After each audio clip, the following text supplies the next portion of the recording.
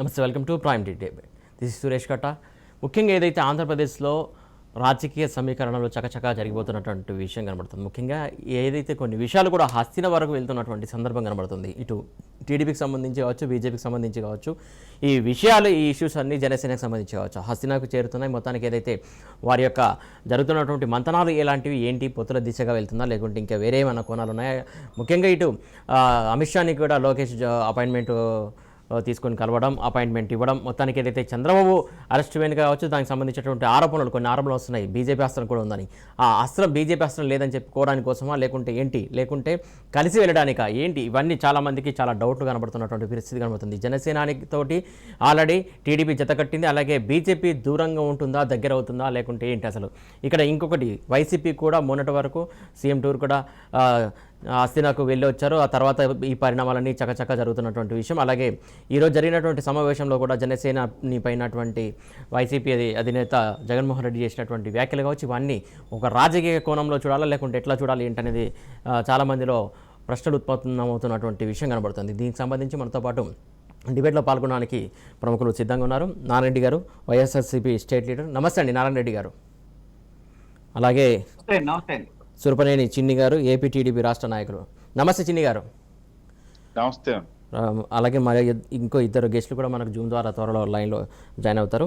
చిన్ని గారు చెప్పండి, ఏదైతే లోకేష్ గారు అటు అమిత్ షాని కలవడం కావచ్చు, అవన్నీ పరిణామాలు కావచ్చు, ఎందుకోసం కలిసారు, ఏంటి అసలు? మా పార్టీకి చంద్రబాబు నాయుడు గారి మీద పెట్టిన అక్రమ కేసుల మీద మా లోకేష్ బాబు గారు ఢిల్లీలో మరి అన్ని వర్గాలని కలుస్తూ జరుగుతుంది. మీరు కూడా చూశారు అన్ని పార్టీ నాయకుల్ని. అదే విధంగా మరి ఏదైతే న్యూట్రల్ పర్సన్ ఉన్నారు మేధావులను అందరినీ కూడా కలిసి మాకు జరిగిన అన్యాయాన్ని మరి ఆయన అంత మరి దేశంలో ప్రజలందరి దృష్టికి తీసుకురావాలని, అదే విధంగా న్యాయం కావాలనే ఉద్దేశంతో ఆయన కలవటం జరిగింది. అదే విధంగా ఆయన మరి దేశానికి హోంమంత్రి, ఆయనకి కూడా ఇలా జరుగుతున్న అన్యాయం మీద మరి అక్రమ కేసుల మీద చంద్రబాబు నాయుడు కలిసి చంద్రబాబు నాయుడు గారికి జరిగిన అన్యాయం చెప్పడానికి అమిత్ షా గారిని కలవడం జరిగింది. కానీ చిన్ని గారు, ఇందులో ఈ సమావేశంలో పురంధేశ్వరి ఉన్నారు, అలాగే ఇటు తెలంగాణ రాష్ట్ర బీజేపీ చీఫ్ కిషన్ రెడ్డి గారు కూడా ఉన్నారు. ఏంటి పొత్తుల అంశం కూడా ఇక్కడ ప్రస్తావన వచ్చిందా? అది పార్టీ చంద్రబాబు నాయుడు గారు మరి ప్రస్తుతం మీ అందరికీ తెలుసు మరి కష్ట పరిస్థితులు ఉన్నప్పుడు వీటి మీద డిసిషన్ తీసుకోవాల్సింది మరి నాయకుడు. అదే విధంగా మీకు తెలుసు జనసేనతో మాకు ఉన్న పొత్తు మరి చంద్రబాబు నాయుడు గారితో మాట్లాడాక ఆ రోజు రాజమండ్రి సెంట్రల్ జైలు అనౌన్స్ చేయడం జరిగింది. అదే జనసేనకు కూడా మరి బీజేపీతో పొత్తు ఉంటుందని మరి జనసేన నాయకులు చెప్పడం జరిగింది. దీన్ని బట్టి మరి బీజేపీ వర్గాలు తెలుగుదేశానికి మరి ఈ రోజు మీ ఏ సర్వే చూసినా కూడా మీకు తెలుసు మరి టీడీపీతో పొత్తు ఈ రోజున రాబోయేది ప్రభుత్వం టీడీపీ కాబట్టి వాటితో పొత్తుల గురించి వాళ్ళ ప్రయత్నం వాళ్ళు మరి లోకల్ నాయకత్వం కూడా చేసుకోవచ్చు. అదే విధంగా మీకు తెలుసు ఈ రోజున సీమాంధ్రులు అందరూ కూడా మరి తెలంగాణలో కూడా పెద్ద ఎత్తున ఉద్యమాలు చేయటం జరుగుతుంది. దానికి మరి బీజేపీ నాయకత్వం కూడా మరి తెలుగుదేశం పార్టీని కలుపుకెళ్లాలనే ఉద్దేశంతో మరి అక్కడ ఉన్న రాష్ట్ర నాయకులు ఇద్దరు కూడా మరి ఏపీ అధ్యక్షుడు పురంధేశ్వరి గాని, కిషన్ రెడ్డి గారు తెలంగాణ అధ్యక్షుడు పురంధేశ్వరి గాని, అదే కిషన్ రెడ్డి గారు కానీ కలవడం జరిగింది. దాంట్లో భాగంగా జరిగింది. రైట్. నారాయణ రెడ్డి గారు, ఏదైతే మొన్నటి వరకు హస్తిన టూరు ముగించుకొని జగన్మోహన్ రెడ్డి వచ్చారు, తర్వాత ఈ పరిణామాలు ఇప్పుడు టీడీపీ అలాగే బీజేపీ కూడా హస్తిన టూరు బాట పట్టింది, దీన్ని ఎలా చూస్తారు మీరు? ఒకటి, ఇప్పుడు ఇది తెలుగుదేశం పార్టీకి జీవనమన్న సమస్య. ఎందుకంటే తెలుగుదేశం పార్టీ యొక్క నాయకుడు నారా చంద్రబాబు నాయుడు గారు ఇప్పుడు వరకు రాజకీయాల్లోకి వచ్చి 14 సంవత్సరాలు ముఖ్యమంత్రి చేశారు, చాలా కాలం ప్రతిపక్ష నాయకుడిగా కూడా చేస్తున్నారు. ఆయన అధికారంలో ఉన్నప్పుడు దగ్గరికి ఇప్పటికి 18 కోర్టు కేసులు ఉంటే 18 కోర్టు కేసుల్లో కూడా స్టేలు తెచ్చుకోగలిగాడు. బట్ కానీ పాపం చేసిన ప్రతి ఒక్కరికి కూడా ఏదో ఒక రోజు ఆ పాపం పండే రోజు వస్తుంది. ఎంత మేధావైనా, ఎంత లాజికల్ థింకింగ్ ఉన్నా, ఎలాంటి గొప్పవాడైనా ఏదో ఒక రోజు చట్టానికి ఎవరో ఒకడు ఏదో ఒక దాంట్లో దొరకక తప్పదు. ఈ రోజుని ఏదైతే స్కిల్ డెవలప్మెంట్ కేసు ఉందో, ఈ స్కిల్ డెవలప్మెంట్ కేసు అనేది ఆధారాలతో సహా మాజీ ముఖ్యమంత్రి గారు చంద్రబాబు నాయుడు గారు ఈ యొక్క సిఐడికి దొరకడం జరిగింది. ఈ కేసు అంటే చాలా మంది తప్పుదోవ పట్టించేది ఏంటంటే కక్ష సాధింపుతో వైఎస్ఆర్ కాంగ్రెస్ పార్టీ ప్రభుత్వం లేకపోతే జగన్మోహన్ రెడ్డి గారు ఈ కేసుని బలోపేతం చేస్తున్నారనేది పచ్చి అబద్ధం.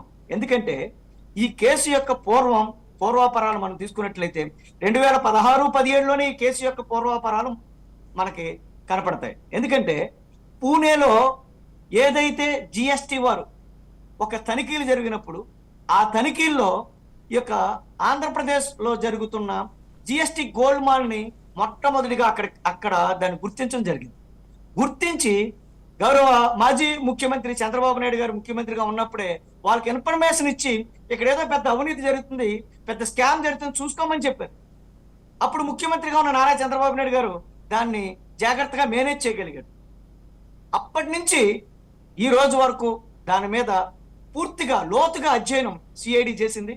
అధ్యయనం చేసిన తర్వాత దాని మీద సమగ్రమైన ఈ యొక్క ప్రాథమిక నివేదిక సిఐడి చేతికి వచ్చిన తర్వాతే ఆయన మీద కేసు పెట్టడం, ఆ కేసులో ఆయన్ని అరెస్ట్ చేయడం అంటే సిఐడి చేతిలో ఉంటుంది తప్ప దానికి ఆయన జైలుకి పంపాలా, రిమాండ్కి పంపాలా, ఇదంతా కూడా కోర్టుల చేతిలో ఉంటుంది.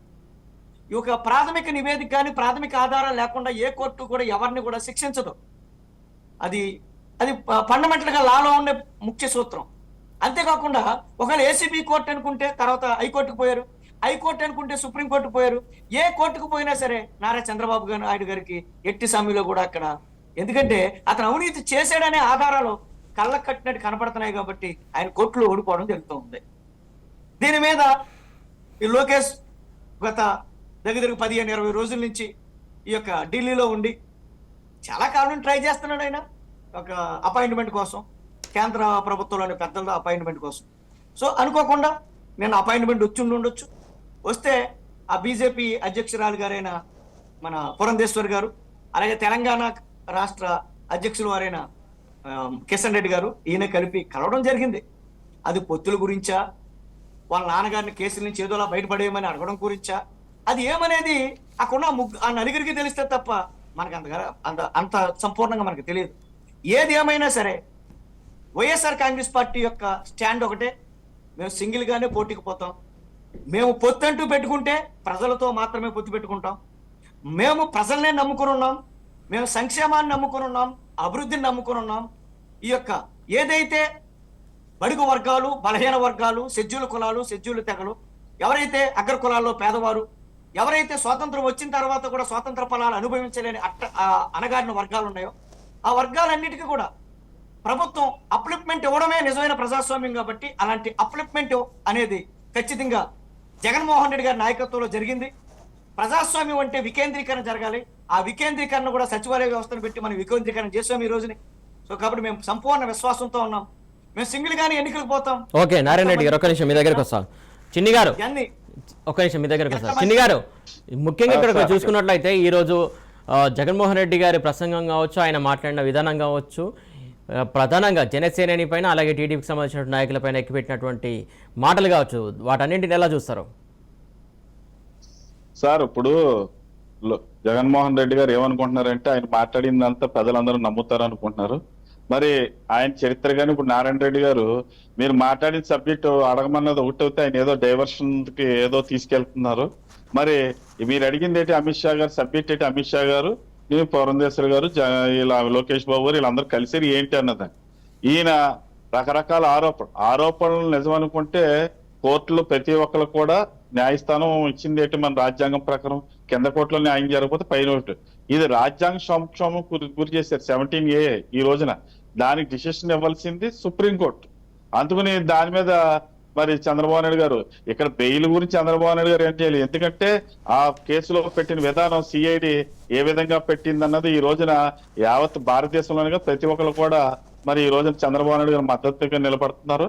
మరి అదే విధంగా మరి ఈ రోజున ఏ విధమైన పేలాపలను పోయారో మీరు తెలుసు, వాళ్ళ భార్యల గురించి కానీ వాళ్ళ వీటి గురించి కానీ. నిజంగా మేము కూడా మాట్లాడలేకపోతున్నప్పుడు మీరు అడిగిన క్వశ్చన్కి ఆయన మాట్లాడిన దానికి నిజంగా మరి వాళ్ళ ఫ్యామిలీలో ఎంతమందికి జరగలేదు ఇవన్నీ. ప్రతి ఒక్కరి ఫ్యామిలీలో జరుగుతూ ఉంటే కొన్ని అనుకోని పందాలు ఒకరికి మరి కనెక్ట్ అవ్వకపోతే వాళ్ళు మరి రాజ్యాంగం ప్రకారం కోర్టులు వాళ్ళకి మరి విడాకులు మంజూరు చేసి వాళ్ళ జీవితం వాళ్ళు బతకొచ్చింది. ఆ విధంగా ఆయన చేసిన దాన్ని ప్రజలను తీసుకెళ్లి మరి మహిళా ఓట్ల సానుభూతి గురించి ట్రై చేయడానికి ఆయన రకరకాల పద్ధతుల్లో మాట్లాడటం, అదే విధంగా కులాల మధ్యలో గొడవలు పెడతాను ట్రై చేయటం, ఒక కులాన్ని కార్నర్ చేయటం, ఇది ఒక రాజకీయ నాయకుడు మీకు తెలుసు. ఈ భారతదేశంలో ఏ నాయకుడు కూడా ఈ విధంగా మరి రాజకీయం చేయటం ఎప్పుడు చూడలేదు. ఎందుకంటే అన్ని వర్గాలని అన్ని కులాలని కలుపుకెళ్ళి అందరికీ కూడా సంక్షేమం చేయడానికి నేను చేస్తున్నాను అంటున్నారు. ఈ రోజు మీరు చూడండి 175 నియోజకవర్గాల్లో వైసీపీ టికెట్ ట్రై చేసే వాళ్ళు చాలా తక్కువ మంది ఉన్నారు. ముఖ్యంగా మా ఈస్ట్ వెస్ట్ లో అయితే అడిగే వాళ్ళు కూడా లేరు. ఈ సీటు వేరే వాళ్ళకి ఇస్తానంటానికి మరి వాళ్ళకి అయితే ఎవరో ఇక్కడ పడతలేదు, మాకు ఇవ్వండి మాకండి. ఈ రోజున రాబోయేది చంద్రబాబు నాయుడు గారిని ప్రజలందరూ నమ్మారు. ఈ రాష్ట్రాన్ని అభివృద్ధి చేసి నాయకుడు. మరి నిజంగా ఇందాక ఆయన చెప్తున్నాడు కేసుల్లో ఎవరు లొంగిపోయారు, ఈ రోజు కృష్ణా జలాల విషయంలో ఏం జరిగింది, అదే విధంగా మరి ఈ రోజున మరి పోలవరం ప్రాజెక్టు ఏ విధంగా ఇబ్బంది పడుతుంది, ఇవన్నీ కూడా కేంద్రం నుంచి ఎంతసేపు అప్పులు తెచ్చుకోవడం తప్పించి మనకు రావాల్సిన నిధులు కానీ వాటికి సంబంధించిన ఇష్యూస్ కానీ ఏమీ అడగలేకపోతున్నారు. ఆయనే చేతులు ఎత్తేశారు. మనకు బీజేపీ సంఖ్యాబలం ఉందే మనం ఇప్పుడు ఏం చేయలేమని చేతులు ఎత్తేసి ఆయన ఎంతసేపు ఆయన కేసులు మాఫీ చేసుకుంటాను తిరుగుతున్నారు తప్పించి ఈ రాష్ట్ర ప్రయోజనాల గురించి ఆయన ఏ విధంగా మరి చేయట్లేదన్నది ఈ రోజున రాష్ట్రంలో ఉన్న ప్రజలు అన్ని వర్గాలు కూడా చేస్తున్నారు. ఆయన ప్రెస్టేషన్ లో మరి ఈ రోజున దత్తత పుత్రుడని పార్టీలతో పొత్తులని ఈ రోజు మీరు చూడండి రాష్ట్రం సింగిల్ గా వెళ్ళాలి. ఎందుకంటే వాళ్ళతో ఏ ఒక్కరు కూడా కలుస్తానికి రెడీగా లేరు. ఎందుకంటే ఈ రోజు వాళ్ళ పరిపాలన ప్రజలందరికీ తెలిసిపోయింది. వాళ్ళతో వెళ్తే మనం కూడా మునిగిపోతామని. అందుకని మీరు ఏ పార్టీ కూడా ఈ రోజు వైఎస్ఆర్సీపీతో పొత్తుకెళ్తానికి రెడీగా లేదు ఈ రాష్ట్రంలో. ఓన్లీ ఉన్నది ఒకటి తెలుగుదేశం పార్టీతోనే. ఎందుకంటే రాబోయే చంద్రబాబు నాయుడు అని ఆల్మోస్ట్ అందరూ కూడా డిసైడ్ అయిపోయారు. మరి వాటి గురించి ప్రజలందరూ దానిలో ప్రెస్టేషన్ లో భాగంగా మరి ఈ రోజు సామర్లకోటలో మరి ఆయన ఇష్టం మాట్లాడడం జరిగింది తప్పించి మీకు తెలిసిపోతుంది ఆయన మరి నిజంగా మార్చిలో పిల్లలందరికీ కూడా ఎగ్జామ్స్ ఉంటాయి. ఆయన ఎంత అవగాహన రాజ్యం మాట్లాడుతారంటే మొన్న మీటింగ్ లో కూడా మరి పార్టీ ఫ్యామిలీలో ఆయన మొన్న మాట్లాడటం జరిగింది. మార్చిలో మేము ఎలక్షన్ కి వెళ్తాం. నిజంగా మార్చిలో పిల్లలకి అందరికి కూడా మార్చి ఏప్రిల్ ఎంతో కీలకం రాష్ట్రంలో ఉన్న విద్యార్థులందరికీ కూడా. ఆ రోజున మరి కింద నుంచి పైదాకా ప్రతి ఒక్కరికి కూడా ఎగ్జామ్స్. ఆ ఎగ్జామ్స్ లో మరి రాష్ట్ర ప్రభుత్వం ఎలక్షన్ పెడతామంటే ఒక సీఎం స్థాయిలో ఉండి ఆయన ఆ విధంగా మాట్లాడతాం అంటే మరి ఇవన్నీ కూడా దృష్టిలో ఉంటావో ఏంటో తెలియదు. కానీ మరి ఈ విధంగా ఈ రోజున అవగాహన రాజ్యంతో మరి ఎలాంటి ప్రభుత్వం చేయబట్టే ఈ రోజు ప్రజలన్ని వర్గాలు కూడా దూరం అయిపోయినాయి. రైట్, ఒక నిమిషం. నారాయణ రెడ్డి గారు, ఏదైతే ఈస్ట్ వెస్ట్ సంబంధించి ఆ ప్రాంతాల్లో ఖచ్చితంగా వైసీపీకి బలం లేదు, 175 పైకే గంభీరంగా మాట్లాడుతున్నారు తప్ప అక్కడ ఎట్టి పరిస్థితుల్లోనూ క్యాండిడేట్స్ లేరని చెప్పేసి చిన్ని గారు ఆరోపిస్తున్నారు. అన్నా ఒక మాట అన్నా, మాకు క్యాండిడేట్లు లేకపోతే చంద్రబాబు నాయుడు గారు పొత్తుల గురించి ఎందుకన్నా అంత తాపత్రయపడతాడు? సింగిల్ గా వచ్చేసి మమ్మల్ని ఈజీ కొట్టేయచ్చు కదా అన్న. ఏంటంటే అన్న ఇది ఇప్పుడు ముక్కుబల్లోడు ముందు ఎక్కిరించినట్టు ఇప్పుడు జగన్మోహన్ రెడ్డి గారు మేము సింగిల్ గా పోటీ చేస్తామయ్యా 175కి అని మేము పోటీ చేయడానికి సిద్ధంగా ఉన్నాం. ఏమన్నా నిజంగా అన్నాను, ఇలా అని కాదు, నేను గర్వంతో మాట్లాడలే. తమ్ము ఉంటే సింగిల్ గా పోటీ చేయమన్నా మా మీద. వాళ్ళకి చేయలేరు. మీరు సింగిల్ అంటున్న మాట కూడా ఇంకొక మాట అన్నారు, మీతో ఎవరు కలిసి రావడానికి సిద్ధంగా లేరు, అందుకోసం సింగిల్ అనే ఎజెండా ఎత్తుకున్నారు అంటున్నారు ఆయన. అన్నా మేము మాతో కలిసేవారు ఉన్నారో లేదో, మీరు కలిసేవారు ఉన్నారో లేదో మాకు తెలుసు. ఎందుకంటే ఎప్పుడైనా సరే ఒకటి గుర్తుపెట్టుకోండి, బలం ఉన్నవాడు ఇంకొకరిని ఎందుకు కలుపుకోవడానికి ప్రయత్నిస్తాడో. ఈ రోజుని దేశం మొత్తం మీద అనేకమైన జాతీయ సర్వేలు వచ్చాయి. ప్రతి జాతీయ సర్వేలో కూడా 23 నుంచి 25 ఎంపీ సీట్లు వైఎస్ఆర్ కాంగ్రెస్ పార్టీ కైవసం చేసుకుంటుందని ఘంటాపథంగా ప్రతి సర్వే కూడా చెప్తూ ఉంది. సర్వే కాదు, మీరు మీడియా వారు ఆ రూమ్ నుంచి, ఆ వార్ రూమ్ నుంచి బయటకు వచ్చి ప్రజల్లోకి వెళ్ళి ఎంక్వైరీ చేసుకోండి. కాదు అంటే ఇప్పుడు మళ్ళీ 25, 23 ఎంపీ సీట్లు మళ్ళీ వస్తాయని చెప్పి సర్వే వచ్చిందా మీకు? ఖచ్చితంగా కాదు. ఇప్పుడున్నటువంటి 25 ఇప్పుడున్నటువంటి ఎంపీలతో మీరు ఏం సాధించారు చెప్పండి. ఏదైతే మెడల వంచి తీసుకొస్తామని చెప్పినటువంటి కాదు, మీకు 24 ఎంపీ స్థానాలు ఇస్తే కేంద్రం మెడల్ వంచి తీసుకొస్తామన్న స్టేటస్ సంబంధించి ఆ మాట ఏమైంది? అన్న మీ వాయిస్ కట్ అవుతుంది అన్న నాకు. ఇప్పుడు ఓకేనా నారాయణ రెడ్డి గారు? ఒక నిమిషం నారాయణ రెడ్డి గారు, మీరు ఆల్రెడీ ఇప్పుడు ప్రభుత్వంలో ఉన్నారు. ప్రభుత్వంలోకి రావడానికి ప్రజల్లోకి వెళ్ళినప్పుడు ఖచ్చితంగా అత్యధిక ఎంపీ స్థానంలో కావాలని చెప్పి కోరారు. ఆ ఎంపీ స్థానం మీకు కట్టబెట్టారు. ఏదైతే మీరు ఇచ్చిన హామీ ఇప్పటి వరకు నెరవేర్చుకోలేకపోతారు ఆంధ్రప్రదేశ్ ప్రజలకి. అన్న మేము ఏవైతే మేనిఫెస్టోలో నవరత్నాలు అనే సంక్షేమ పథకాలను టాపిక్ డైవర్ట్ చేయొద్దండి నారాయణ రెడ్డి గారు. స్టేట్ క్వశ్చన్ అడిగాను. 24 ఎంపీలు ఇస్తే కేంద్రం మెడల్ వంచి ఆంధ్రప్రదేశ్ కు స్పెషల్ స్టేటస్ తీసుకొస్తామని చెప్పేసి అడిగారు. అందుకే మీకు ఇచ్చారు. మరి ఏం చేశారు అనేది ప్రశ్న. అన్న సురేష్ అన్న, మేము డైవర్ట్ చేయవలసిన పరిస్థితి ఏమీ లేదు. మీరు అడిగిన ప్రతి క్వశ్చన్ కి నేను ఆన్సర్ చెప్తా. మేము సంపూర్ణంగా ఉన్నామన్నా. మేము రేపు ఎన్నికలకు పోతే రేపు రెడీగా ఉన్నాం అన్న. చిన్న ఏదో మాట్లాడుతున్నారు, మార్చి ఏప్రిల్ నెలలో ఎన్నికలు పెడితే కుర్రోళ్ళు చదువులు పోతాయి. మళ్ళీ టాపిక్ డైవర్ట్ చేస్తున్నారు. చైన్ అంటే టాపిక్ డైవర్ట్ చేశారు మళ్ళీ. అన్న మాట చెప్పాను అన్న, నేను చెప్పేది వినా? చెప్పండి. నేను మాట్లాడుతున్నాను వినా? నేను మాట్లాడేది విను. సార్వత్రిక ఎన్నికలు అనేది కేంద్ర ప్రభుత్వం నిర్ణయిస్తుంది. కేంద్ర ప్రభుత్వం సార్వత్రిక ఎన్నికలు ఎప్పుడు పెడితే అప్పుడు ఈ యొక్క ఆంధ్రప్రదేశ్ ప్రభుత్వం కూడా అప్పుడు ఎన్నికలకు పోతాయి. మార్చిలోనా ఏప్రిల్లోనా ఈ యొక్క రాష్ట్ర ప్రభుత్వం నిర్ణయిస్తుంది. అది విషయ లోపభూయిష్టంగా మాట్లాడకూడదు. నారాయణ రెడ్డి గారు, మీరు ఒకసారి నేను చిన్న ఒకసారి నేను మాట్లాడింది ఏనండి కాదు నారాయణ రెడ్డి గారు, కనపడుతుంది నారాయణ రెడ్డి గారు అవుతే కదా. మీరు ఇప్పుడు ఇదే పాయింట్ మొన్న సీఎం మీటింగ్ మీ పార్టీ ప్లేన్ మొన్న జరిగింది కదా విజయవాడలో. ఆ రోజు చంద్రబాబు ఎవరైతే జగన్మోహన్ రెడ్డి గారు ఏం మాట్లాడారో ఇప్పుడు మీకు ప్లే చేసి చూపించమంటాను సార్. మీరు మీ దాంట్లో ఉంటే చూపించండి సార్. ఎందుకంటే క్లియర్ గా మార్చిలో ఎన్నికలు జరుగుతాయి, మనందరం రెడీగా ఉండండి అని మరి ఆయనకి ఏదైతే కార్యక్రమం మీకు ఇచ్చారో మీరు మీటింగ్కి వెళ్ళి ఉండకపోవచ్చు. ఆ మీటింగ్ లో క్లియర్ గా మీరు చూడండి. అంటే మీరు నన్ను అవగాహన రాష్ట్రం అంటున్నారు కదా, అంటే ఈ లెక్కన మీ సీఎం గారు ఎంత అవగాహన రాష్ట్రంలో ఆ మాటలు మాట్లాడారు చెప్పండి. ఈ రోజు పేపర్ లో కూడా వేసారు. మీరు చూడండి, చూసి వాస్తవం మాట్లాడండి. మీరే అన్నారు లోపభూయిష్టంగా మేమేమీ మాట్లాడలేదు. సాక్షాత్తు మన ముఖ్యమంత్రి జగన్మోహన్ రెడ్డి గారు మీడియాతోనూ అక్కడ మీ పార్టీ ఎమ్మెల్యేలతోనూ ఎంపీలతోనూ అందరితో కూడా మొన్న 3 రోజుల క్రితం జరిగిన సమావేశంలో మాట్లాడడం జరిగింది. అన్న ఒక మాట అన్న, ఏమి అన్న ఒక మాట చెప్పేది అన్న. ఆర్టికల్ 324 ఇండియన్ కాన్స్టిట్యూషన్ ప్రకారం ఇండియాలో ఒక ఎన్నికల సంఘం ఉంటుంది. ఒక రాష్ట్ర ప్రభుత్వంలో ఒక రాష్ట్రాన్ని ఎన్నికలు నిర్వహించాలన్నా ఒక రాష్ట్ర ప్రభుత్వం రద్దు చేసే అధికారం రాష్ట్రపతికి ఉంటే ఎన్నికలు నిర్వహించే అధికారం ఒక ఎన్నికల సంఘానికే ఉంటుంది. ముఖ్యమంత్రి నిర్ణయించుకుంటేనో ప్రధానమంత్రి నిర్ణయించుకుంటేనో ఎన్నికలు ఎప్పుడు పెడితే ఒకటి పెట్టారన్నా. ఎన్నికల సంఘానికి ఆర్టికల్ 324 ప్రకారం ఇండియాలో ఒక ఇండియన్ కాన్స్టిట్యూషన్ లో అది సీఎం గారు తెలియట్లేదు అని అంటున్నాను నేను. మీరు అది సీఎం గారిని అనాలి. సీఎం గారికి అది నారాయణ రెడ్డి గారు, అది నారాయణ రెడ్డి గారికి తెలుసు. ఒకసారి చెప్పేదండి, నారాయణ రెడ్డి గారికి తెలుసు, చిన్నీకి తెలుసు. కానీ ఆంధ్రప్రదేశ్ సాక్షాత్ సీఎం గారు తెలియట్లేదు అని అడుగుతున్నాను నేను. సీఎం గారికి ఎందుకు తెలియదు అన్న? సీఎం గారు తెలియకుండా సీఎం ఎలాగవుతారన్నా? సురేష్ గారు మీ దాంట్లో వీడియో ఉంటుంది, మీ ఛానల్ దాంట్లో, అది ఒకసారి ప్లే చేయండి. ఒకసారి మధ్య సభలలో సమావేశాలలో అలాంటి మాటలే మాట్లాడుతున్నారు, చూస్తున్నాం. ఖచ్చితంగా ఎలక్షన్స్ ఉంటాయి, ఎప్పుడైనా సిద్ధంగానే సంకేతాలు కూడా ఇస్తారు వాళ్ళ క్యాడర్ కి. అదంతా నడుస్తున్నటువంటి తంతే. కాకపోతే అంటే ఈసీ కూడా అభిప్రాయాలు తీసుకుంటుంది. రాష్ట్రాలకు సంబంధించినటువంటి పార్టీల అభిప్రాయాలు తీసుకున్న తర్వాతనే తుది నిర్ణయానికి వస్తుంది. మీ చెప్పే అభిప్రాయం మేము మార్చిలోనే సిద్ధంగా ఉన్నామంటే అప్పుడు ఏం చేస్తుంది ఈసీ అనేది ఇక్కడ ప్రశ్న. సురేష్ అన్న, ఏ రాజకీయ పార్టీ అయినా తన క్యాడర్ని యుద్ధానికి, అంటే ఓటింగ్ అనే యుద్ధానికి, ఎన్నికల యుద్ధానికి సమాయత్తం చేసుకోవడం కోసం, వాళ్ళలో ఆత్మవిశ్వాసాన్ని ప్రోధి చేసుకోవడం కోసం ఆ నాయకుడు మాట్లాడుతూ ఉంటాడు. అంతే తప్ప ఎన్నికలు చదువుకునే టైంలో వచ్చింది, ఆ టైంలో వచ్చింది, ఈ టైంలో వచ్చింది, ఇది డిబేట్ లో మాట్లాడుకునే టైం కాదని నా ఉద్దేశం. ఇఫ్ యూ డోంట్ మైండ్ ఏమనుకోవచ్చు.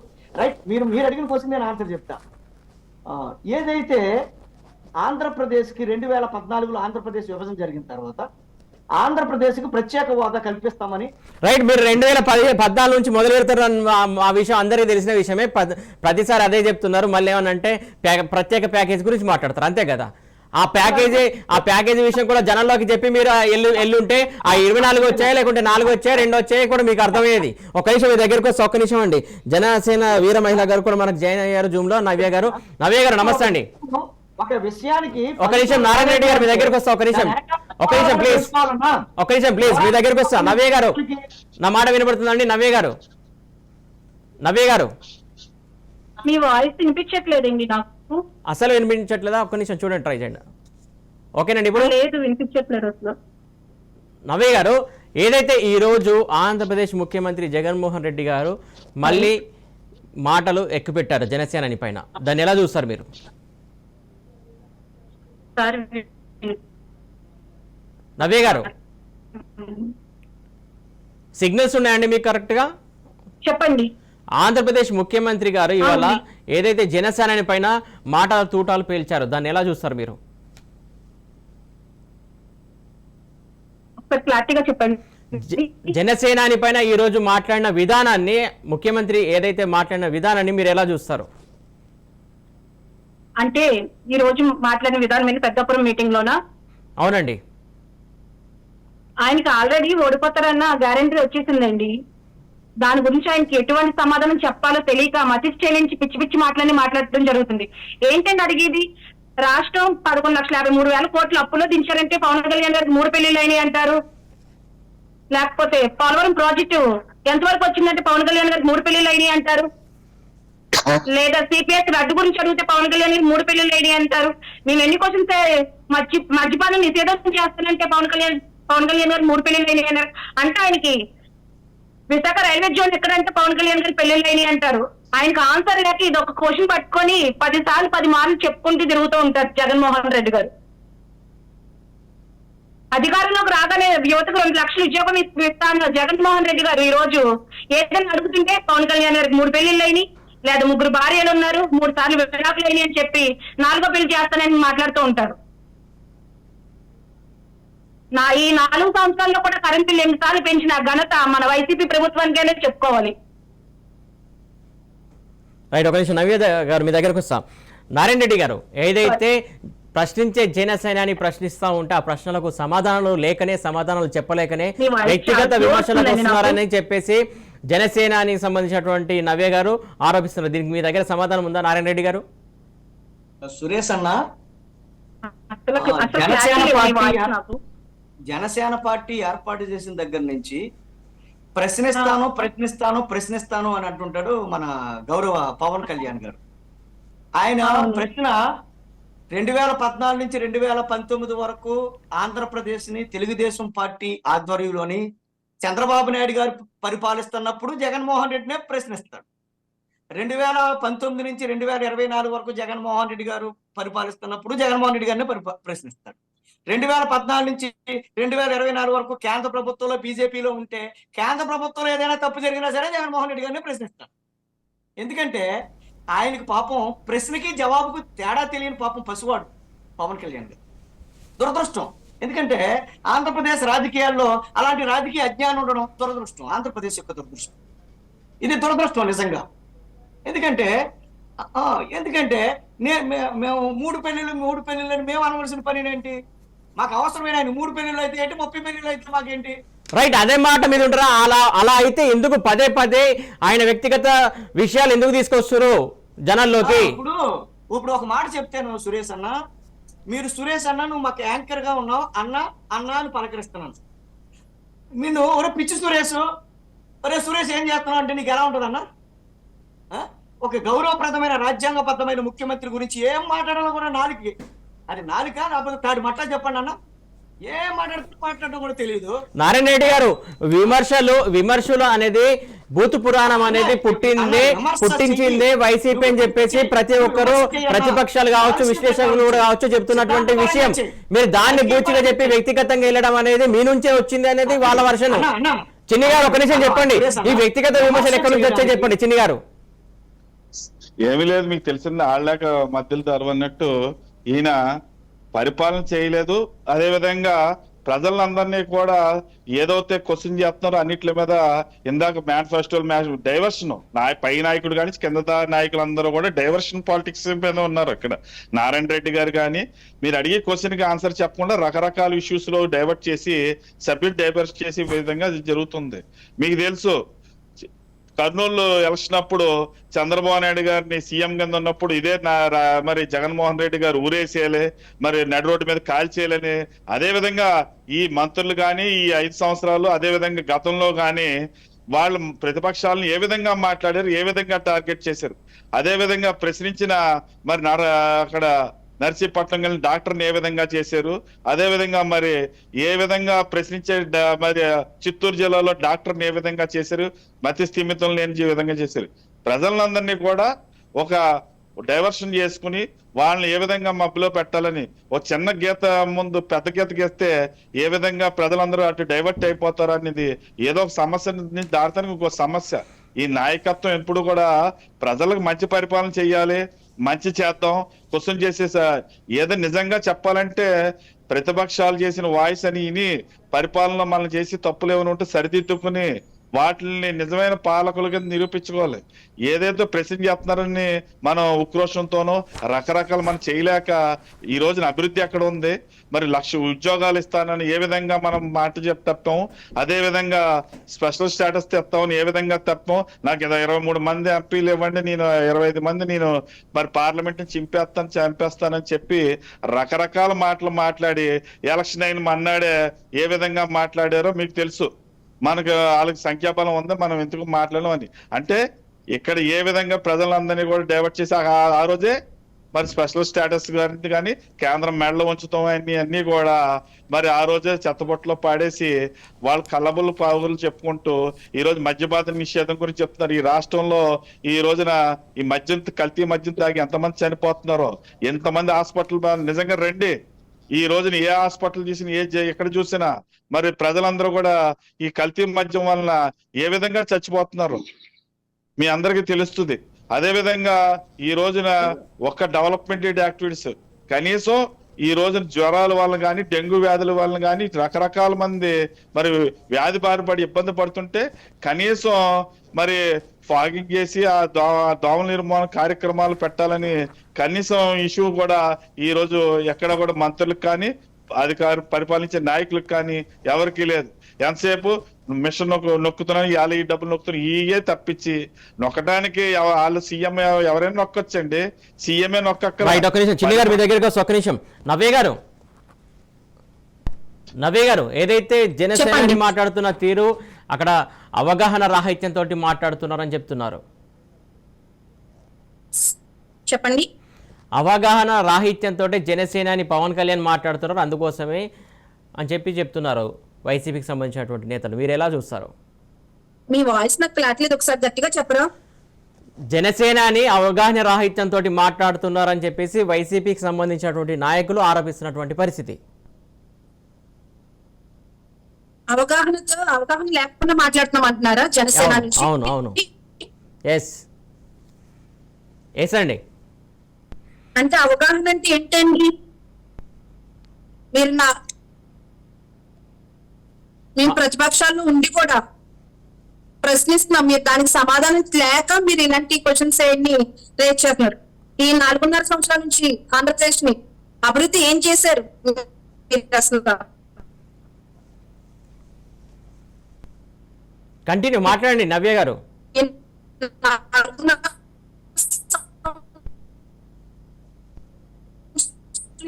రైట్, ఒక్క నిమిషం నవ్య గారు మీ దగ్గరకు వస్తా. సిగ్నల్స్ ఉన్నాయి లేవు ఒకసారి చూసుకోండి. మీరు మీ దగ్గరకు వస్తే ఒక్క నిమిషం. మనకు ఇంకొక గెస్ట్ కూడా మనకు జూమ్ లో జాయిన్ అయ్యారు, వాసుదేవరావు గారు, తెలంగాణ బీజేపీ రాష్ట్ర ఉపాధ్యక్షులు. వాసుదేవరావు గారు గుడ్ ఈవినింగ్ అండి.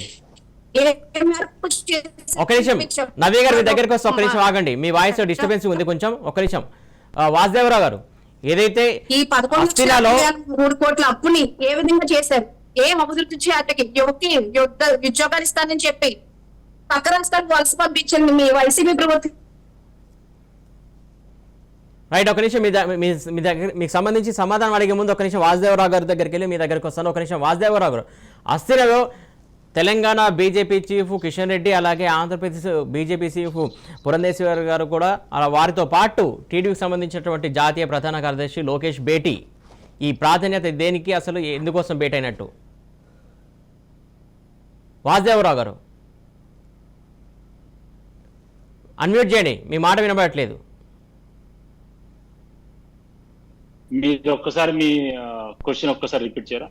ఏదైతే తెలంగాణ బీజేపీ చీఫ్ కిషన్ రెడ్డి అలాగే ఆంధ్రప్రదేశ్ బీజేపీ చీఫ్ పురంధేశ్వరితో పాటు టీడీపీ జాతీయ ప్రధాన కార్యదర్శి లోకేష్ అమిత్ షాతో భేటీ ఏంటి అసలు ఆ భేటీకి సంబంధించినటువంటి విషయం ఏంటి? ఆ పొత్తులకు సంబంధించా ఇంకా వేరే ఏమైనా కారణాలు ఉన్నాయా? వాసుదేవరావు గారు,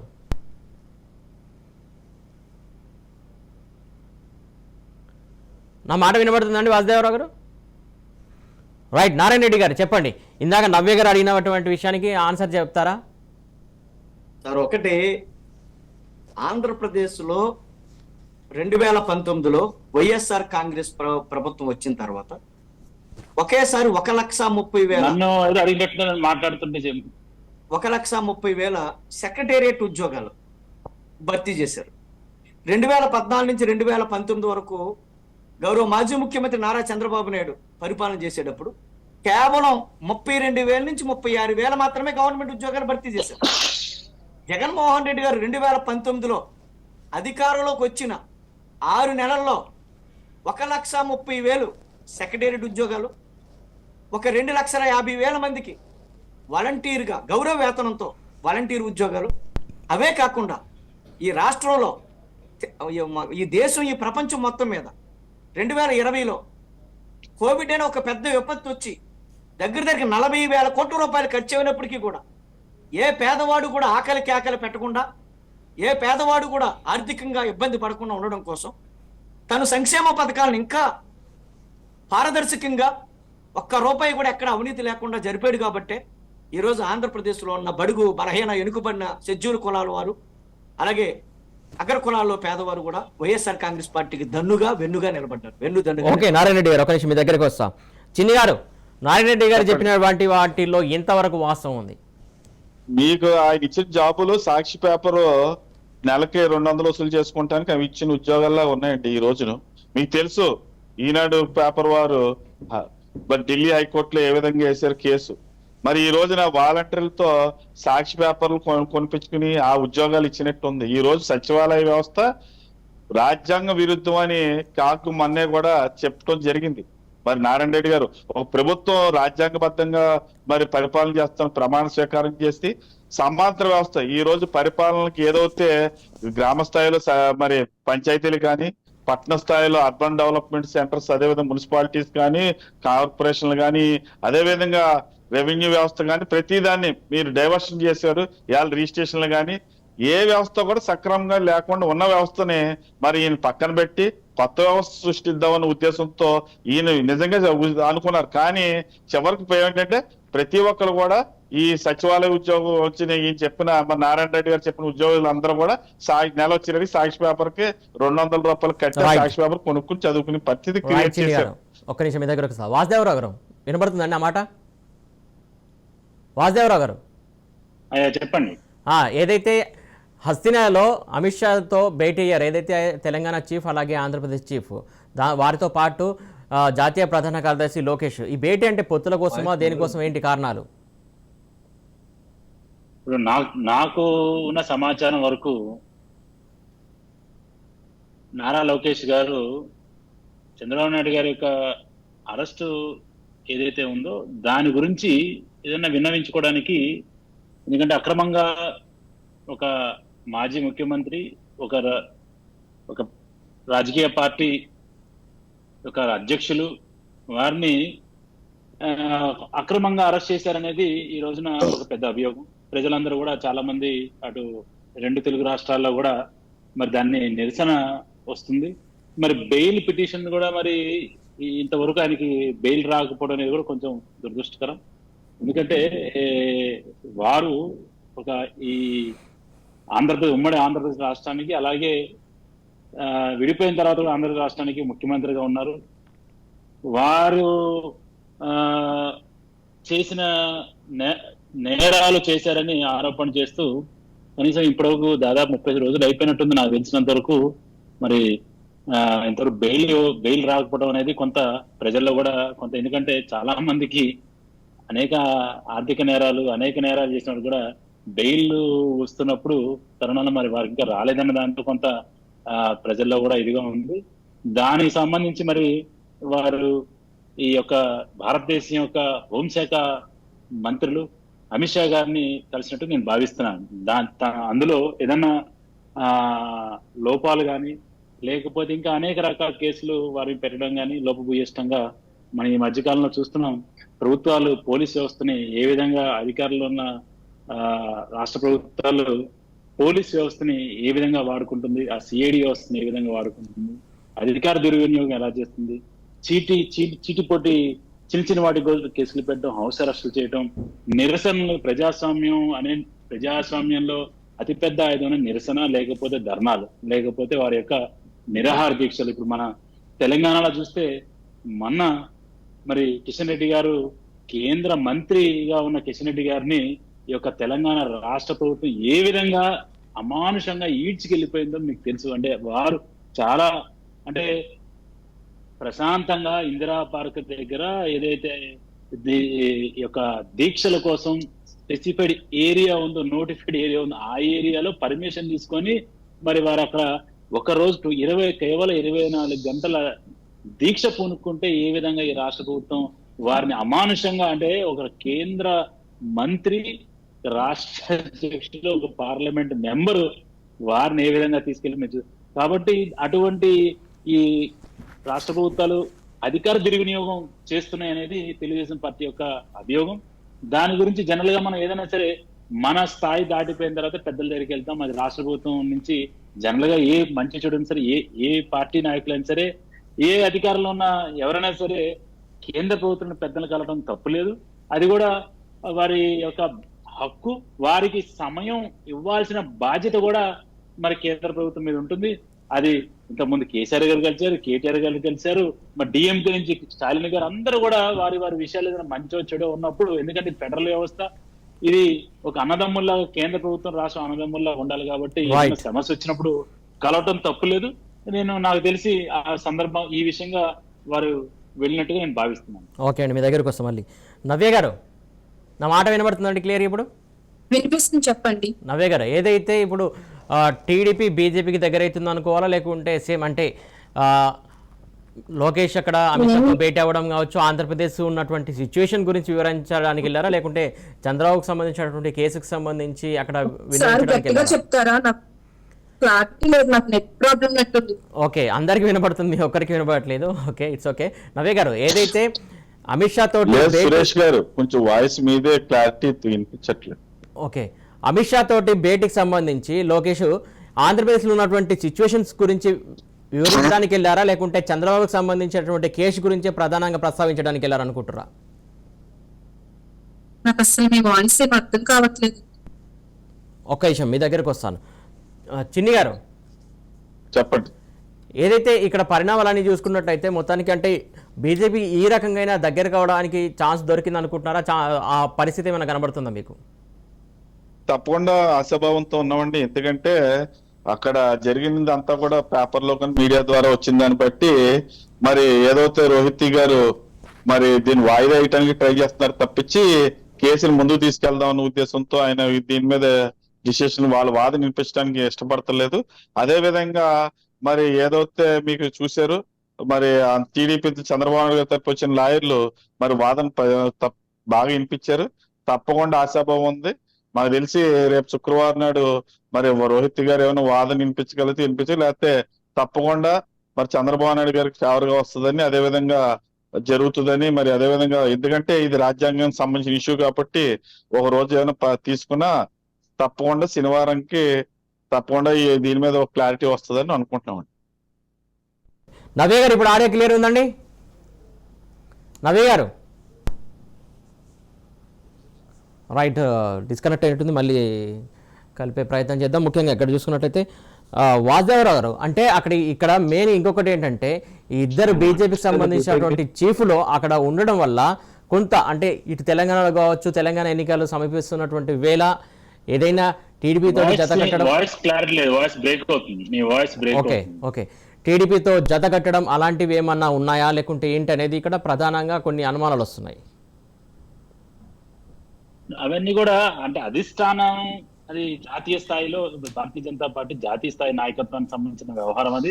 అదేదైనా ఉంటే దాన్ని స్పందించగలిగిన స్థాయి నాది కాదు. అదేదైనా ఉంటే అమిత్ షా గారు ఇది అయిన తర్వాత వారు మా కిషన్ రెడ్డి గారు లేకపోతే పురంధేశ్వరి వారి స్థాయిలో వారు మాట్లాడతారు దాని. ఎందుకంటే దాని మీద ఎటువంటి ఆ ఆలోచన కానీ క్లూ కానీ మా వరకు లేదు. ఇప్పటి వరకు అయితే మేము ఆలోచిస్తుంది ఏంటంటే ప్రజలు ఏదైతే ఈ యొక్క అరెస్ట్ ని అది కూడా అనేక అంటే జగన్మోహన్ రెడ్డి గారు 16 నెలలు జైల్లో ఉండి వచ్చారు. ఆయన అనేక ఆర్థిక నేరాల్లో ఒక మన నేరాపారణలతో ఆయన శిక్ష కూడా పడి తర్వాత బెయిల్ మీద ఆయన తిరుగుతున్నారు. ఆయన ఈరోజు పరిపాలన చేస్తున్నారు. అంటే ఆయనే ఒక పెద్ద ఆర్థిక నేరగాడని చెప్పి ప్రజల్లో ఉంది. మరి ఆయన ఈయన్ని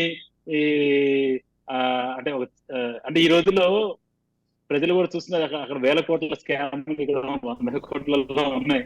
ఈ 100 కోట్ల స్కామ్లు అది కూడా ఒక ముఖ్యమంత్రి దాంట్లో ఇన్వాల్వ్ లేదా కింద స్థాయిలో ఏదైనా అన్యాయం అంటే అవినీతి జరిగింది అనేది ప్రజలు అనేక రకాలుగా ఆలోచిస్తున్నారు. కాబట్టి ఇటువంటి పరిస్థితులు జనరల్ గా మనకి న్యాయం దక్కనప్పుడు మనం కూడా చాలా చోట్ల జిల్లాలో కూడా ఏం చేస్తారంటే పోలీస్ వ్యవస్థ ఉంటుంది, పోలీస్ స్టేషన్ సిఐ ఉంటారు, డిఎస్పీ ఉంటుంది. కానీ ఎస్పీ గారు ఏం చేస్తారంటే ప్రతి వారం ఒకరోజు ప్రజా దర్బార్ అని, కలెక్టర్ ప్రజా దర్బార్ మా ఖమ్మం జిల్లాలో కూడా ఇట్లా పెడితే అట్లా కూడా మనం ఎప్పుడైనా న్యాయం జరగట్లేదు, న్యాయం మరి అది లేట్ అవుతుంది, దీనివల్ల చాలా ఇబ్బంది అవుతుంది. ఒక మాజీ ముఖ్యమంత్రి లోపల పెట్టిన రోజులు ఆ రాష్ట్రం అంతా కూడా ఉడికిపోతుంది, ప్రజలు అశాంతితో ఉన్నారు. దీనివల్ల వ్యవస్థ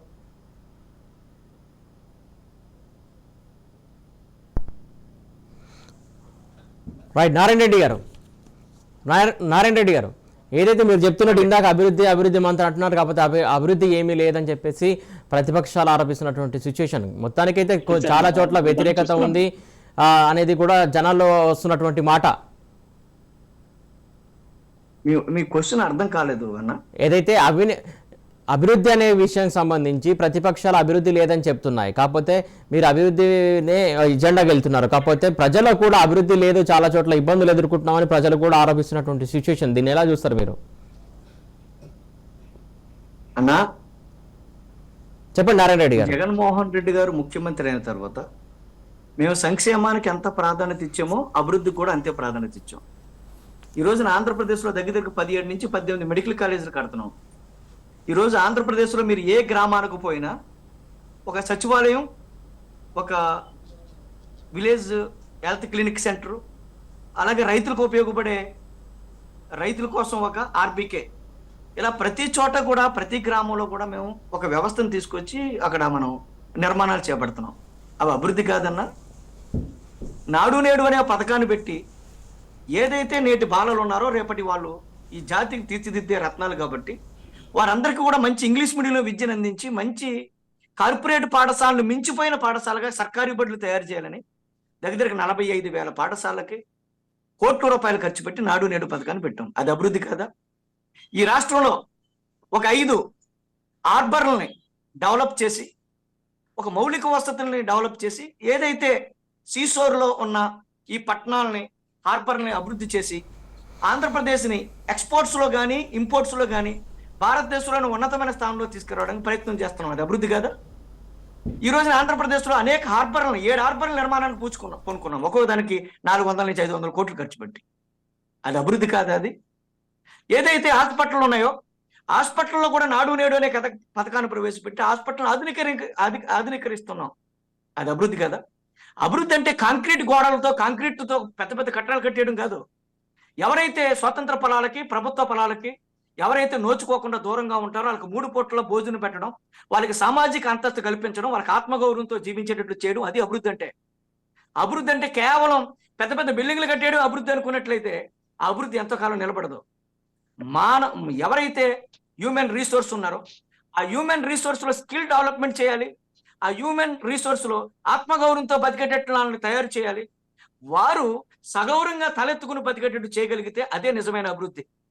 సో సంక్షేమంతో పేదవారిని అభివృద్ధి చేస్తున్నాం, అలాగే మౌలిక వసతులు అభివృద్ధి చేస్తున్నాం. ఎందుకంటే 2014 నుంచి 2019 వరకు ఈ ఆంధ్ర రాష్ట్రంలో తీవ్రమైన దోపిడీ జరిగింది. మేము గవర్నమెంట్లోకి వచ్చిన తర్వాత 2,50,000 కోట్ల రూపాయల సంక్షేమ పథకాల ద్వారా డీబీటీ ద్వారా పేదవారికి ఇచ్చాం. మరి ఇదే 2,50,000 కోట్ల రూపాయలు 2014 నుంచి 2019 వరకు ఎక్కడికి పోయింది? నారా చంద్రబాబు నాయుడు గారి కాలంలో సింగపూర్ పోయిందా, లేకపోతే తెలుగుదేశం జన్మభూమి కమిటీలకు పోయాయా? ఎక్కడికి పోయాయి అన్న ఇవన్నీ? జగన్మోహన్ రెడ్డి గారి గురించి మాట్లాడడానికి కానీ ఈ రోజుని ఏదైతే చంద్రబాబు నాయుడు తప్పులు చేశాడో, ఏదైతే కేంద్ర ప్రభుత్వం యొక్క ఐటీ శాఖ ఉందో, ఐటీ శాఖ 119 కోట్ల రూపాయలు నువ్వు అవినీతి చేసావని ఆయనకు నోటీస్ ఇచ్చింది. అదేమన్నా స్టేట్ గవర్నమెంట్ ఇచ్చిందా? సెంట్రల్ గవర్నమెంట్ సోకస్ నోటీస్ ఇచ్చింది. చిన్ని గారు చెప్పండి, ఏమన్నా ఇదంతా చంద్రబాబు నాయుడు చేస్తున్న తప్పులు. ఇదంతా అభివృద్ధి మీకు కనబడట్లేదని చెప్పేసి వారి ప్రశ్న, సూటి ప్రశ్న. అంతే తప్ప సార్, ఆంధ్రప్రదేశ్ నారాయణ రెడ్డి గారు ఒక నిమిషం ఉండండి. ఆంధ్రప్రదేశ్ వారు ఎవరు చేయలే. నారాయణ రెడ్డి గారు ఒక నిమిషం ఆగండి. తన తప్పులు చేసుకుంటూ పోతూ ఉంటాడు. మాజీ ముఖ్యమంత్రి చెప్పండి, చిన్ని గారు, ముఖ్యమంత్రి కంటిన్యూ. తప్పు చేస్తే లోపలేస్తారు ఎవడైనా సరే.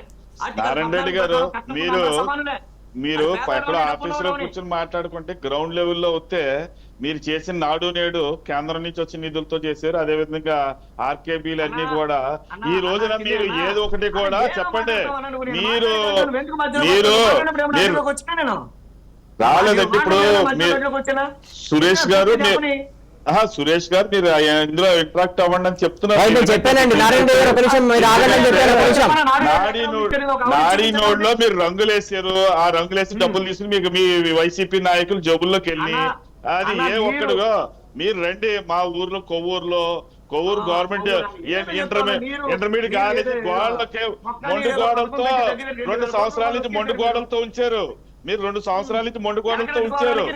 ఒక నిమిషం నారాయణ రెడ్డి గారు, చిన్ని గారు ఒక నిమిషం, ఒక నిమిషం చిన్ని గారు అండి నారాయణ రెడ్డి గారు ఒక నిమిషం ఆగండి. చిన్ని గారు నారాయణ రెడ్డి గారు ఒక నిమిషం ఆగండి. 2 సంవత్సరాల నుంచి ఉన్నాయి. ఈ రోజు చిన్ని గారు మీరు ఏమీ చేయలేకపోయారు. చిన్ని గారు ఒక నిమిషం ఆగండి. చిన్ని గారు నారాయణ రెడ్డి గారు ఒక నిమిషం ఆగండి. నవ్య గారు వినబడుతుంది ఎప్పుడు ఆడియో క్లియర్ గా? చెప్పండి. నవ్య గారు, ఏదైతే ఆంధ్రప్రదేశ్ లో అభివృద్ధికి సంబంధించి సంక్షేమం సంబంధించి వైసీపీ వచ్చిన తర్వాతనే పెద్ద పీట వేసిందని చెప్తున్నారు. ఇందాక అభివృద్ధికి సంబంధించినటువంటి లిస్టు కూడా నారాయణ రెడ్డి గారు చదివి వినిపించే ప్రయత్నం చేశారు. మీరు విన్నారా? నాకు వాళ్ళందరూ వాయిస్ క్లారిటీగా ఉంది, మీ వాయిస్ వినిపించట్లేదు.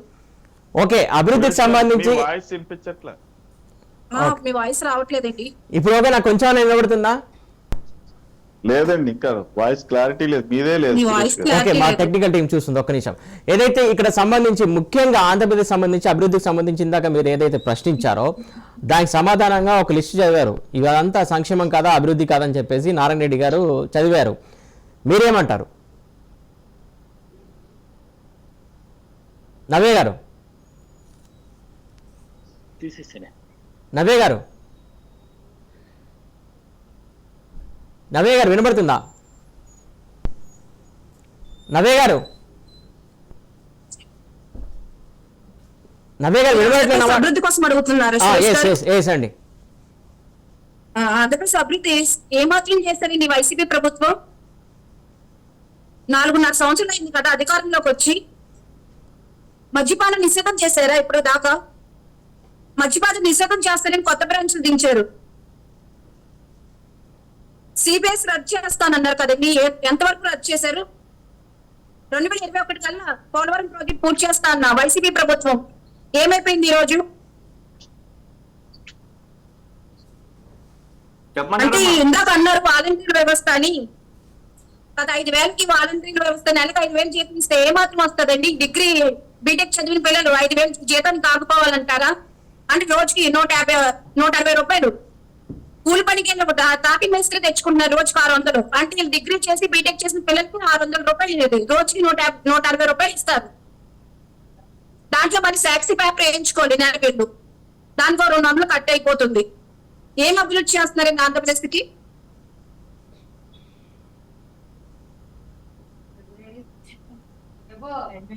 నారాయణ రెడ్డి గారు చెప్పండి. నారాయణ రెడ్డి గారు చెప్పండి, మిమ్మల్ని అడుగుతున్నారు. మాట్లాడొచ్చా సురేష్ గారు? మాట్లాడండి సురేష్ గారు, మాట్లాడొచ్చా? కంటిన్యూ నారాయణ రెడ్డి గారు. ఇప్పుడు పోలవరం ప్రాజెక్ట్ అనేది 2014లో పోలవరం ప్రాజెక్ట్ అనేది జాతీయ ప్రాజెక్టుగా ప్రకటించి కేంద్ర ప్రభుత్వం నిర్మాణం చేపడతానంది. అప్పుడు కేంద్ర ప్రభుత్వం రాష్ట్ర ప్రభుత్వానికి మిత్రపక్షంగా ఉంది జనసేన పార్టీ. అది ఇప్పుడు ఎవరైతే మా సిస్టర్ నవీనమ్మ చెప్తుందో, నవీనమ్మ చెప్తున్న పవన్ కళ్యాణ్ గారు అప్పుడు ఆ పార్టీలో భాగస్వాములుగా ఉన్నారు. 2-3 సంవత్సరాల్లో కట్టేస్తామని కేంద్ర ప్రభుత్వం చెప్తే, కేంద్ర ప్రభుత్వం మీరొద్దు మేమే కట్టుకుంటామని బతిమాలుకుని తెచ్చుకున్నది ఎవరు? నారా చంద్రబాబు నాయుడు. అప్పుడు ప్రశ్నించవలసింది ఎవరు? పవన్ కళ్యాణ్ గారు. ఆయన ప్రశ్నించలేదు. ఈయన పోలవరం ప్రాజెక్ట్ ని జాతీయ ప్రాజెక్ట్ గా ప్రకటించిన దాన్ని నేను కడతానని తెచ్చుకున్నాడు. తెచ్చుకుని ఏమైనా కట్టాడా? నారాయణ రెడ్డి గారు ఇప్పుడు అక్కడ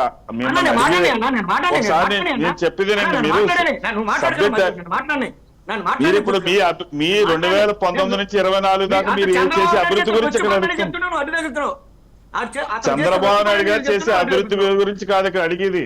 మీరు జగన్మోహన్ రెడ్డి గారు చేసే అభివృద్ధి ఏంటి అని అడుగుతున్నది ఇక్కడ క్వశ్చన్. ఏ రోజు కాదు సార్, నారాయణ రెడ్డి గారు స్థానిక సంస్థలన్నీ నిర్వీర్యం నవ్య గారు కంటిన్యూ ఏ ఒక్క పంచాయతీ కూడా కంటిన్యూ నవ్య గారు కంటిన్యూ. ఏ పంచాయతీ కూడా నిధులు లేకుండా చేశారు. చేయకపోతే మేము చేస్తాం. జగన్మోహన్ రెడ్డి ఈ రోజు ఏం చేస్తున్నారు? ఈ రోజు మీరు చేయగలిగారా? చంద్రబాబు నాయుడు ఆ రోజు ఆ రోజు కేంద్ర ప్రభుత్వం చెప్పండి. అప్పు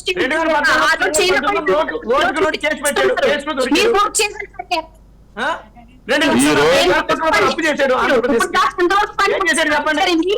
ఏదో మాట్లాడుకోవాలి. ఎంతో పని అయితే కేంద్ర ప్రభుత్వం చేయకపోతే చెప్పారు. అదే నేను చెప్తున్నా, మీరు ఏం చేశారు 5 సంవత్సరాలు? మీరు మిత్రపక్షం కదా, మీరు మిత్రపక్షం కదా తెలుగుదేశం పార్టీకి. మీరు ఏం చేశారు తల్లి 5 సంవత్సరాలు? ఎవరిని ప్రశ్నించారు 5 సంవత్సరాలు? ఎవరిని ప్రశ్నించారు 5 సంవత్సరాలు?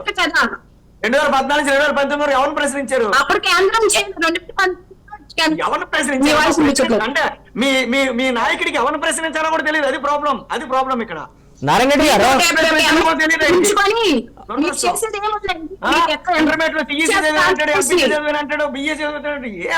నాయకుడు ప్రశ్నించడం తెలియదు. ఏమనుకోవద్దు తల్లి. నారాయణ రెడ్డి గారు మీరు అడిగిన దానికి ప్రతిదానికి గత ప్రభుత్వం ఏం చేసింది, గత ప్రభుత్వం గురించి మాట్లాడుతారు. మీరు ఆల్రెడీ 4.5 సంవత్సరాలు పూర్తి చేసుకున్నారు. దానికి సమాధానం ఏం చెప్తారండి? మీరు చేసిన బాధ్యత ఏమి వినపడతలేదా నీ వాయిస్? రైట్, నీ వాయిస్ నీ లిప్ మూవ్మెంట్ నేను అర్థం చేసుకుని మాట్లాడవలసి వస్తుంది మేము. రైట్, ఓకే అండి. నీ వాయిస్ నీ క్వశ్చన్ ఏంటి కూడా నాకు అర్థం కావట్లేదు ఎవరికి. ఓకే, రైట్ అండి. నారాయణ రెడ్డి గారు థ్యాంక్ యూ అండి. Thank you so much debate లో పాల్పంచుకున్నందుకు. థ్యాంక్ యూ సో మచ్ అండి. చిన్ని గారు థ్యాంక్ యూ సో మచ్. అలాగే వాసుదేవరావు గారు థ్యాంక్ యూ సో మచ్ అండి. నవే గారు థ్యాంక్ యూ సో మచ్ అండి డిబేట్ లో పాల్పంచుకున్నందుకు. మొత్తానికి థ్యాంక్ యూ సో మచ్. ఇది ఏదైతే సంబంధించి అయితే ఆంధ్రప్రదేశ్ సంబంధించి అభివృద్ధి కావచ్చు, జరుగుతున్నటువంటి రాజకీయ సమీకరణలు కావచ్చు, మొత్తానికి ఎత్తులు పై ఎత్తులు జరుగుతున్నటువంటి సిచ్యువేషన్ రానున్న రోజుల్లో ఎలా ఉంటాయో వేచి చూద్దాం. ఇది వాటి prime debate. Keep watching Raj news.